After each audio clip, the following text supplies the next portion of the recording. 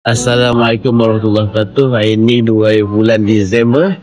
Okay, InsyaAllah hari kejap lagi kita akan menyantuni seramai 29 orang untuk pergi ke Mekah menunaikan umrah, insyaAllah. Kita sas. Kita orang boleh jadi. Boleh ya? Allah yang boleh turunkan. Baik.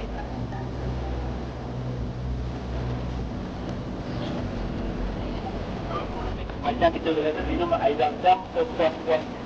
Bila ada tam, dia ada Allah. Allah menjaga penyakit tak apa. Seperti penyakit.